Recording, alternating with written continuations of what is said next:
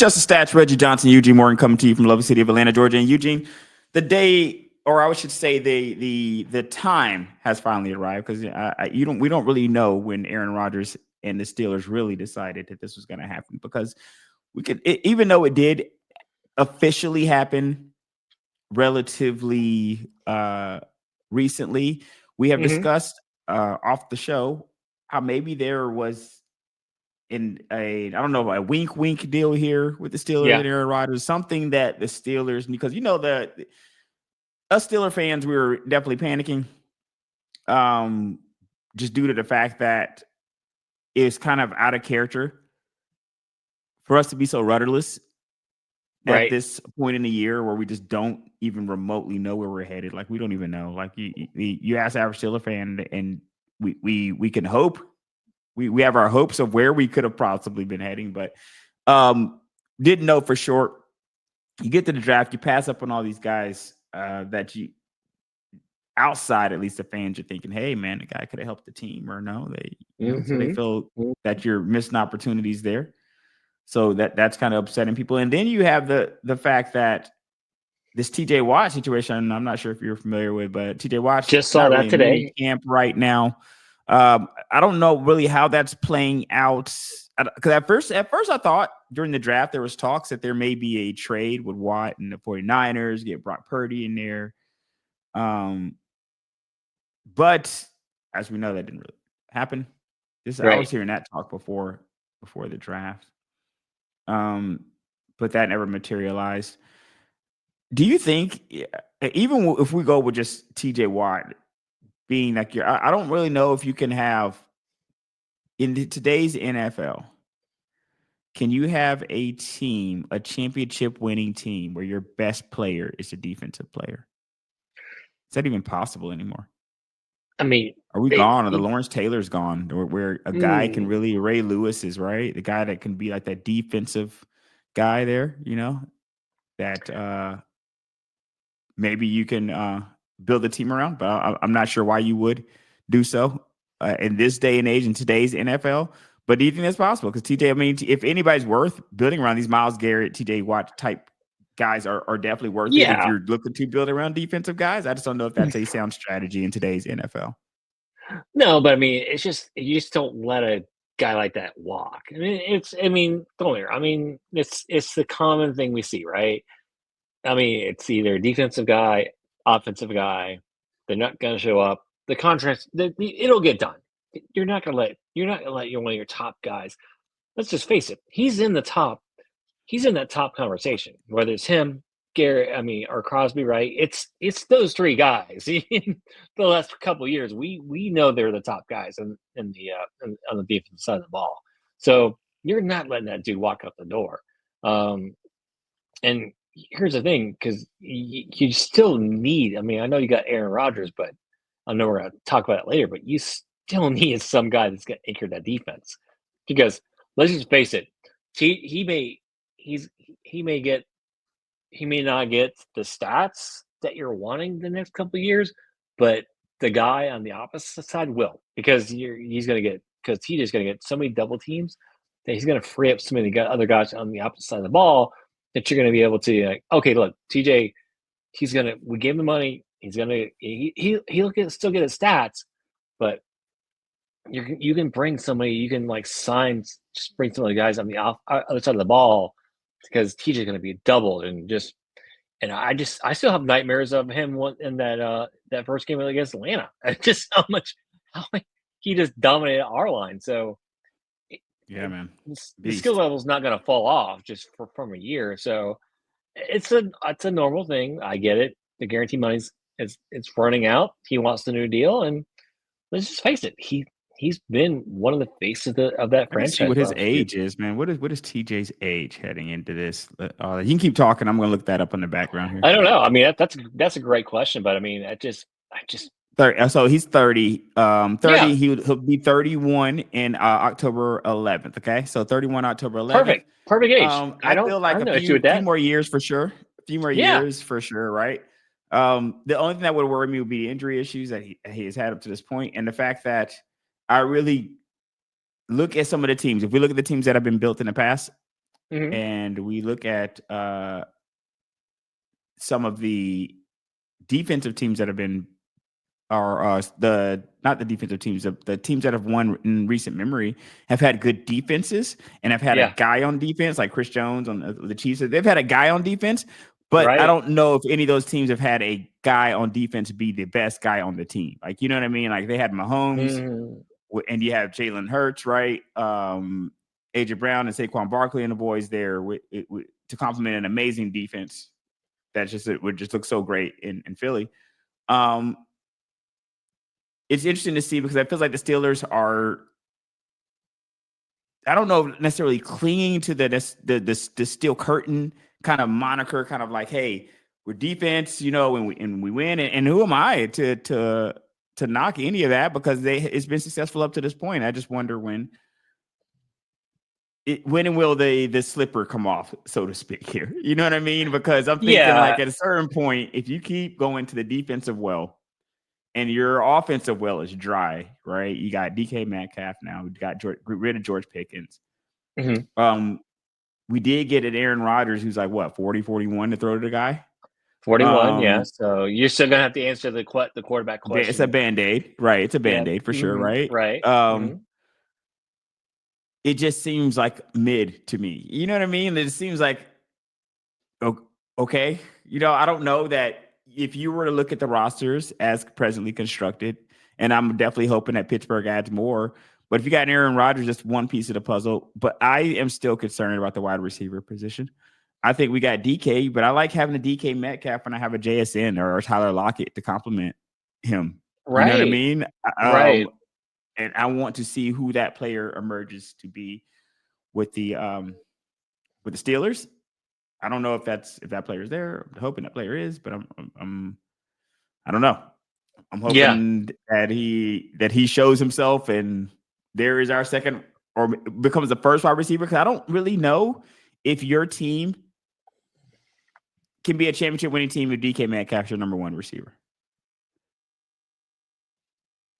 I don't know. I can't argue that. Yeah, I mean, no, he's a top receiver. There's no doubt. But you're right. But again, it on the same side when we were talking about defense side of the ball. If you have DJ, well, all you're going to do is double him and make TJ. Aaron. Right, TJ. I'm sorry, yeah, TJ. Mm-hmm. But I say you got TJ on the defense side of the ball, so you're going to double him. So same things I have on that side, offense side of the ball with Metcalf, right? They're going to double him as well. So I mean, it's like so who's going to emerge? Like great point. Who's emerging from that second side that the receiver when you have Pickens? I didn't understand that. It's like you had two guys that just could go, all right, just run down the field and have Aaron throw to one of the guys because somebody's going to be open. I didn't understand why. I mean, maybe I know Pickens wanted out of there, but man, Pickens seemed like a distressed asset. So like towards the end here of the season, and the fact that I think he had injury issues himself, but he was in my opinion, I felt like Pickens was gone when we got Metcalf. Like when we got Metcalf, I'm like, I didn't see a world where we held Metcalf and Pickens because in my opinion, the skill set seems similar. But I just didn't see that happening. And we paid DK too. So I'm interested to see how this really works out. I'm hoping that Steelers magic could come in here and somehow this all gets worked out. But with Aaron Rodgers, what do you think about his what's the top here? Are we hope for 4,000 yards, man? Can I get 4,000 yards, 28 touchdowns out of Aaron? Can I get that? I mean, you're gonna get the stats. You're gonna get it, right? You can look at the line from what he did last year. It's just the eyeball test. That's always gonna be a thing with him. It's like the guy can still sling it. There's no doubt. You're gonna see some preseason throws. You're gonna see some throws in practice, and like, oh, he still has it. But I mean, and I'm not blaming the guy. If I was 41 years old, I wouldn't want to get hit either.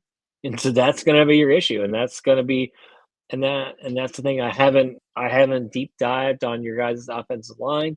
I don't know where they're at. I don't know if they're going to be able to protect him for because that's the he wants to hold the ball and make that great throw. So they're and being 41 again, no knock on him. He's a Hall of Famer, Super Bowl champion, right? But you're gonna have to hold the guys a little longer for him to make that throw. So, and if it's not there, he's gonna throw it away.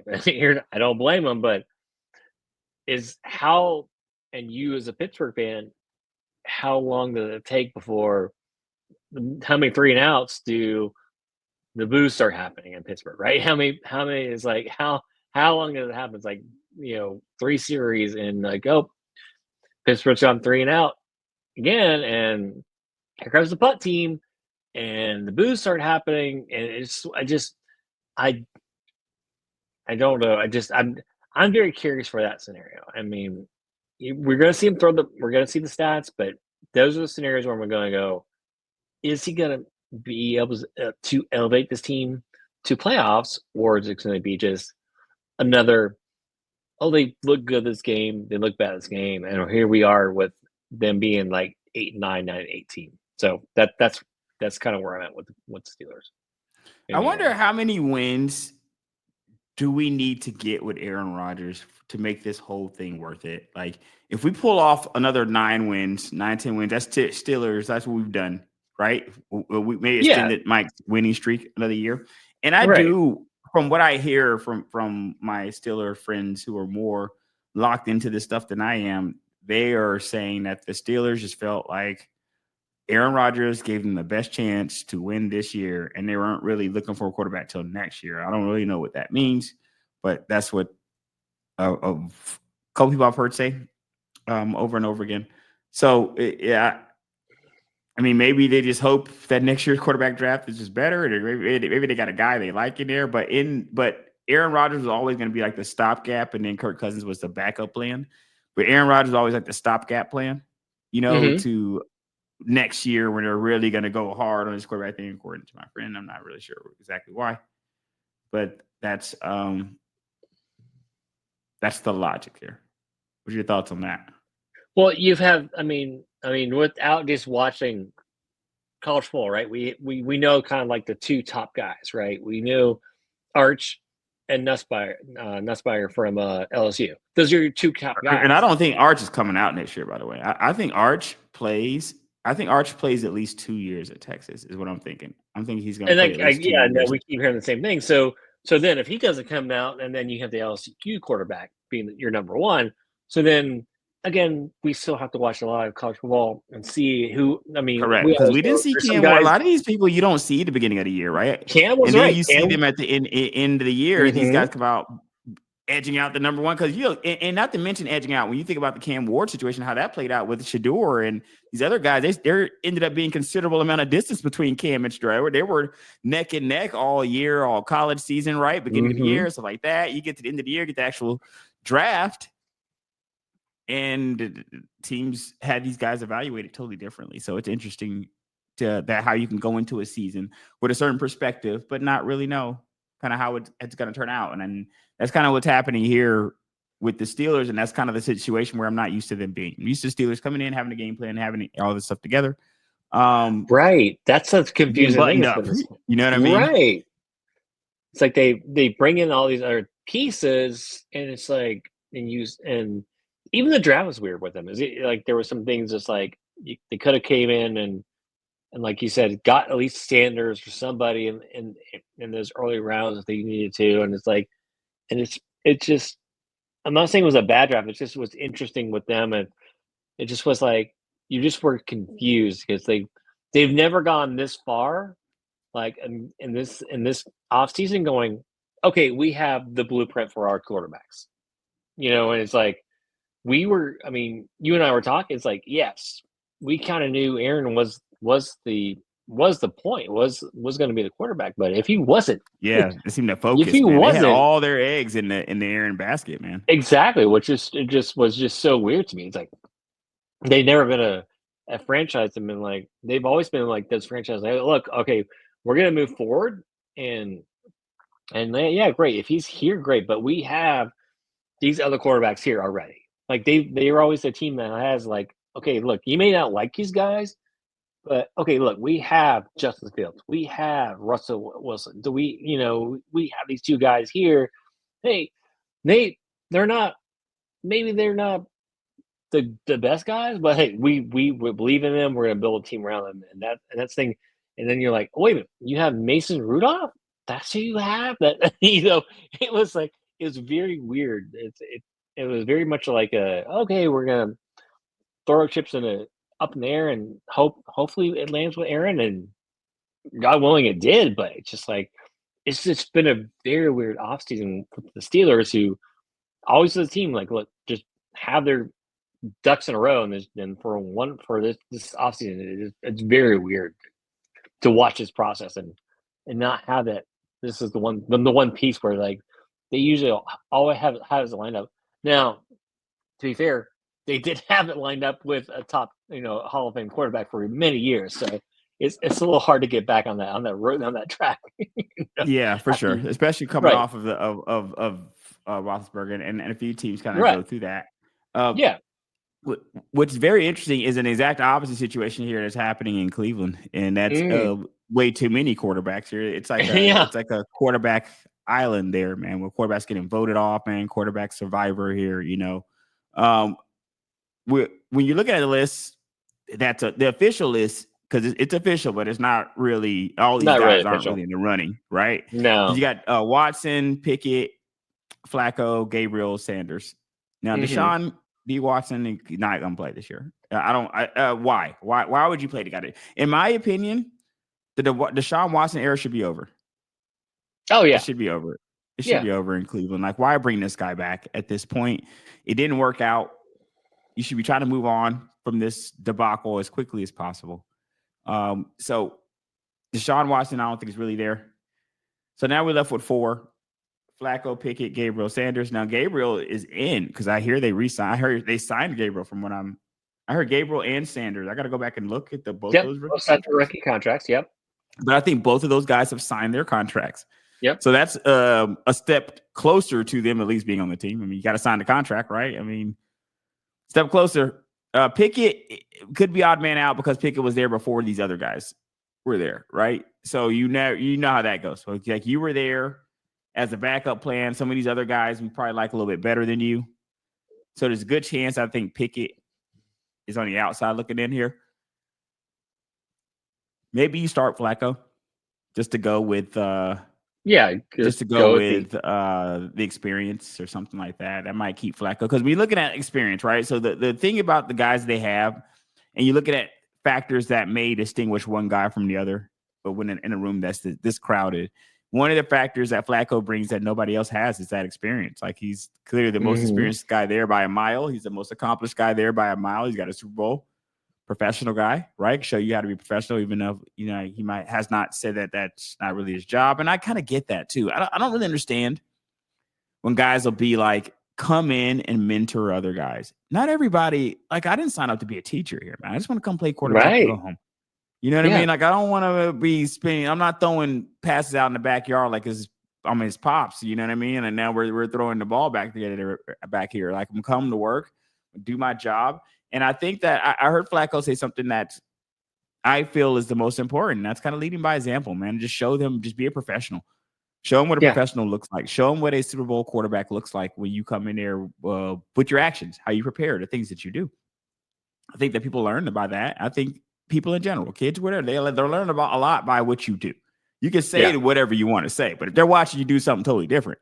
So I don't think that Flacco should necessarily have to sit Shedeur Sanders on his knee, or you know what I mean, be that guy for Shedeur when you're definitely trying to take my job and I gotta train you to take my job. No, I'm not gonna do that, brother. Exactly. Right. Yeah, I'm like, if I'm Flacco, I'm taking the number one steps, and then if you want to like see if you can come, take it from me, do it. But yeah, I've got to come in and earn this. I'm gonna show you how to be a better. Right. I feel like that's what's gonna have to happen. Yeah. I mean, because if you're a guy where you're literally fighting for your own job, it's not like Flacco's got another 10, 15 years in the league here, Eugene. I mean, Flacco's clearly on the back nine here. So it's like, oh yeah.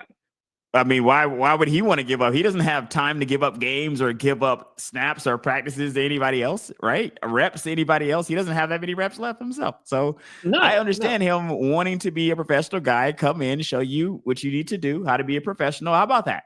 Show you how to be a professional. I'm not going to show you how to take my job, but this is the kind of thing that you want to show you some welcome to the league moments. I'll give you welcome to the league moments. Things you probably should do, maybe rest tips, something like that. You know what I mean? In general conversation. But the thing that I'm going to take out my day and now become the guy to just sit you down and get you up to speed on how to take my job later just seems strange to me, Eugene. No, I agree. And so I just want to I was looking up the Deshaun Watson. So he ruptured his Achilles tendon on in October 2024. He easily calendar year, right? Yeah, had a second surgery in January 2025 because it re-ruptured. So, are you serious? Yeah. So then you have it pretty much. I mean, it'd be almost that's be a calendar long from shot. January, right? That's right. calendar from January, right, like maybe from your January to January. Mm-hmm. So you're looking at doubtful that he's playing at all this year. So I think how you have it in the screen is kind of how I think is going to line up, right? For Flacco, Daniel, and Sanders. I think that's kind of where you're going to see just how it's going to line up going forward for just to start the season. I'm not saying that's where it's going to end up, but that makes the most sense for me with Flacco, Gabriel, and Sanders being Flacco being number one, and then there's two of the guys fighting for number two. But those are your three quarterbacks for me just moving forward. I just don't see Deshaun's going to be an injured reserve. Pickett's going to be. We have all seen the Pickett experience. We have some moments, but you're not. I do unless they just want a veteran. I don't understand why you sign those two guys to the rookie contracts and you're going to keep Kenny. It doesn't make sense to me. It wouldn't make sense to me either. Because now not only do you get skill sets, in my opinion, that are better, because and when I say better, we got to see these guys go out and play. Nobody's going to be anointed here in my book. I'm going to definitely have to see you go out and play, but I do agree with what you said in the sense that we've already seen it from Pickett. So we at least need to see it from these other guys. So in that regard, there's upside from that perspective. So there's upside that the guys physically can play better than you, but there's also a massive upside from a contract standpoint. Look at where these guys are getting paid. Are you kidding me? Like there's upside from there as well. So it's kind of like, it's almost no incentive to keep Kenny Pickett. No. I mean, team. Great. He won a Super Bowl last year. Fantastic. Then you just move on. I mean, yeah, you brought him in, but he'll have a game in the preseason, but unless he just. Now again, he was preseason. He was lighting up last year with Steelers. We were all anointing him the next Joe Montana. And then man, I never trusted not last this year, the year guy, before. Man. Goodness gracious, they did. I never trusted him, man. I never trust. I want to be able to circle wagon on this guy because just like I feel like very good about my Bo Nix call being right last year. I felt like my Kenny Pickett call because it was just not great. That quarterback class wasn't great.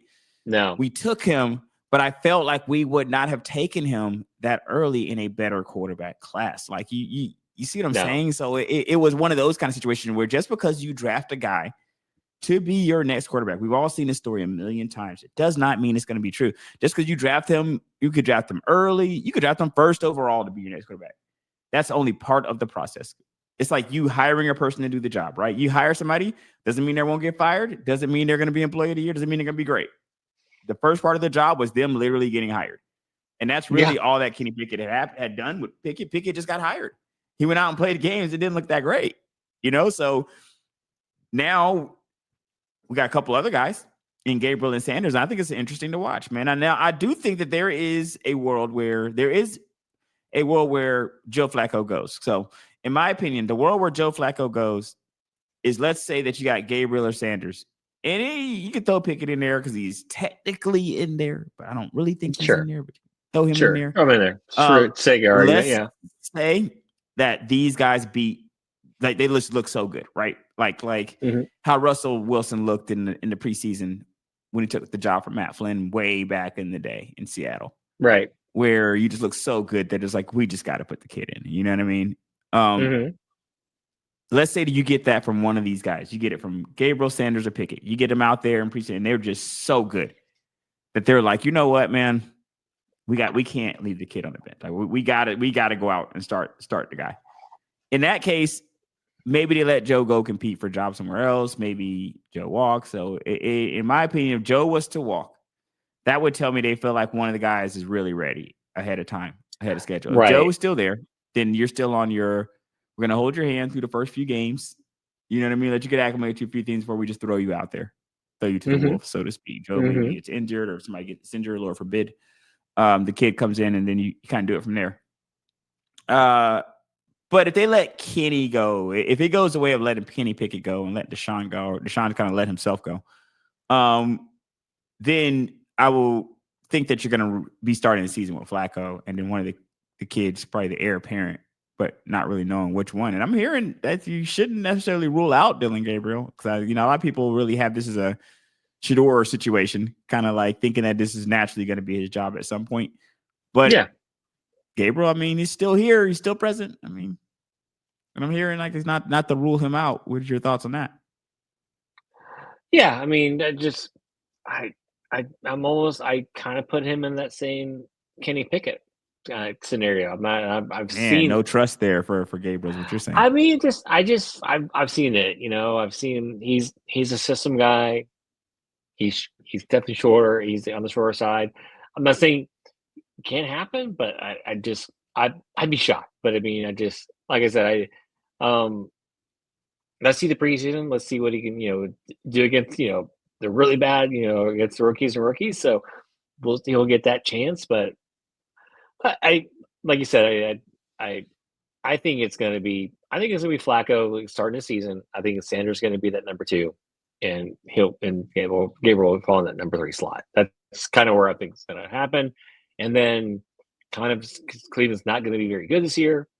You'll see Flacco kind of like, he'll do his best. And then you'll see Sanders come in, and then you'll see what you got. And then you see, is this going to be my quarterback going forward, or are Cleveland going to, circle the wagons and go back into the draft and look for another quarterback?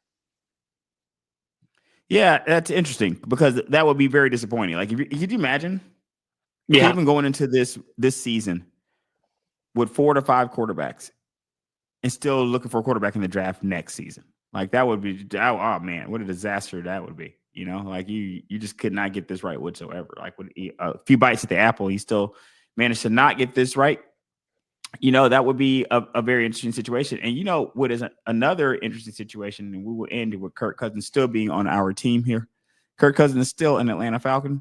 And at the end of the day, now I'm kind of warming up to it. This is the kind of situation where you might have that ex, and that, you guys can say, hey man, we're going to break up. It's not working out. But that person's like living with you, and y'all haven't like moved out, right? That person's still there, or you're still down there in the basement. And every now and then you see that person there looking okay, and you're like, oh, well, maybe we give this another go or something. You know what I mean? You're still around here. We're still around here. Maybe we just run into it this year. I mean, we'll do it. He makes great tacos on Taco Tuesday. So, I mean, you feel like might as well just keep the guy around. Yeah. You know what I mean? I mean, that's what it's looking like until because the Steelers kind of like the last musical chair, I think, from a Falcon perspective to feel, where people were just like thinking of inevitability, like, oh man, well, that's naturally where he's going to go. Aaron doesn't want to go there, but that didn't necessarily materialize. So here we are with Kirk Cousins still an Atlanta Falcon. I don't necessarily mind that. I mean, we've already paid him the money. Eugene, we've already paid the money. We've already paid the money. Like, it's kind of like, if let's say that I have something to sell, it's like a big screen TV. I got a big screen TV to sell, and I bought it last year, but then I got another better big screen TV that was just gifted to me. I didn't know I was going to get gifted the biggest screen. I didn't know I was going to get gifted other TV, but it got gifted to me. But let's say I paid $2,000 for the other TV. I still paid $2,000 for it, right? And let's say somebody's like, well, that other TV is just sitting in your basement. You never watch it. You got your newer TV. It's a better TV. You like it. The other TV is sitting in your basement. I will buy that other TV from you for $200. Yep. I'm gonna say, hey man, you know what, man? Like I spent $2,000 on that TV. Like right. I could sell it to you for 200 for sure. But like, man, like I mean, I might as well keep the TV just in case anything happens. Now at this point, right? Because listen, I've already spent $2,000 and I'm only gonna recoup 10% of that. I've already paid 90%. You know what I mean? Yeah. So I feel like with the Falcons, they're even in worse situation because some of those are single digit offers that they're not even getting 10% offers to recoup even 10% of it. So some of those are like single number, like we'll give you $8 million for the guy. And you're like, oh wait, and I just got to be out 92 and just let the guy walk. So I don't know if it's as easy as that. I got to look to see if there's more contractual complications to that equation, but it just seems to me that why not keep him? If I can't get at least 20 million for the guy, personally, would a lot of teams really balk at that number? They really do. But why would I just give you a starting quarterback for like $8 million? Like when anything can happen in this league, I really might need one myself. This is a legit situation in this league where you might need one. And at that point, why not just keep the guy I have? Like what I have nothing at backup quarterback. Like why would I not just keep my 2 quarterback situation going into the season at $7-8 million or whatever the offers have been to kind of to eat there? So I'm fine with the Kirk Cousins situation. I know a lot of people think it's kind of awkward to have 2 quarterbacks, but this is not the way that the Falcons intended for things to work out. They didn't know that the Penny situation was going to turn out the way it did.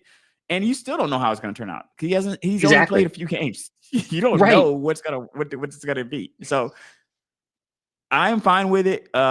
Just given the nature of the NFL we're in, but I also see why people think it's weird. What is your thoughts on that? I mean, it's weird, but I mean, I'm not like that TV is a great analogy. Like that TV Neeson. I mean, because I'm not going to give you Kirk Cousins for a 6th round pick. Sorry, not going to do it. Or a 5th round pick. I want a day 1 pick from this guy. You know, I want either that 2nd or 3rd round. Sorry, no, I'm not giving you. I mean, that's great. You're going to pay me $8 million for someone's salary. Fantastic. But give me a high draft pick. That was the thing the Falcons were not getting. Like, okay, well, fine. We'll hold on to him because at some point, you know it's going to happen. Some quarterback is going to get injured, and they're going to need it. So let's just say Aaron Rodgers, maybe the Achilles ruptures again. They're going to need a quarterback, and there's going to be some desperate teams that's going to need Kirk Cousins, services. Let's just say Minnesota. Maybe McCarthy doesn't. Maybe that knee isn't fully healed. Oh, by the way, hey guys, we have a quarterback right here. Oh, and he actually played with your team, and he actually took your team to playoffs. So do you want him? Great, give me a draft pick for him. I don't want no 5th round, no 4th round. I want. So now, I think it's smart because the Falcons have put themselves in a much better position. So bargain wise, right, for the draft compensation, and also like you said, look. I mean, yes, I've seen so many great clips of Penix throwing in, in minicamp. Fantastic. How many times have we seen a guy throwing in minicamp in street clothes? I'm sorry, in sweats, and look great, and then not work out.